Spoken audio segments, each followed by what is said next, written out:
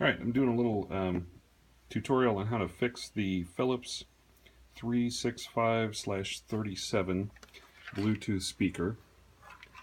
You can see the model number here. And I've had 3 of these total, about one for each of my kids. I had 2, and one of them went bad. I called Phillips. They said they would graciously replace it if I sent the first one back. What happened was, it's got a plug-in, and the power cord quit working. You could put batteries in it and it would work as long as the power cord was not plugged in. So if you ran completely off batteries, it would work. But as soon as you plug this guy in, the battery power would quit and then shut off. So there was nothing there. I got a little beep from some residual power in there. But you don't want to keep throwing batteries at these all day long. So long story short is I got the replacement, and within a few months that quit. And then my other sons also quit. So out of 3, all of them, the power cord quit working. All would work with batteries. Looked on the internet, there's a ton of reviews say the same thing. Great little unit, great sound. Within 2 to 4 months, the power cord quit working. So I thought what I would do is mimic the battery. So I've got a little USB phone charger here. Just a typical USB cord, and on the other end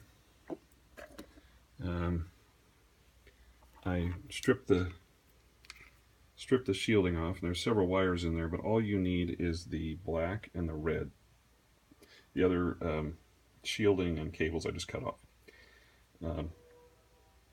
So then I took a dowel. I've got some dowels laying around, and I cut them to the same length as a AA battery.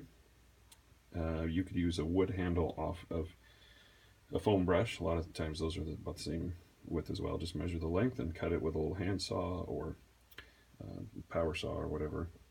Then in the end, I hammered a little nail. I wanted one with a nice, decent head. You can see that solder there. That's about the size of the head of the nail. I started it and then pulled it back out and then cut it off. I didn't want it to split. It even started to split this one a little bit. Got it in there, used solder with a little flux in it, and just soldered each of those wires, buried a little bit on the end, you can see there, and soldered them on, and it really didn't take much to do that. So the red is the positive, and the black is the negative. Now, over on this thing, you notice you've got a single metal conductor here, and then a pair, and a pair, and a pair, and a single. So these 2 are where the current goes into the radio, and it's the effect of having all of these batteries hooked in a line. So there's your start and there's your finish.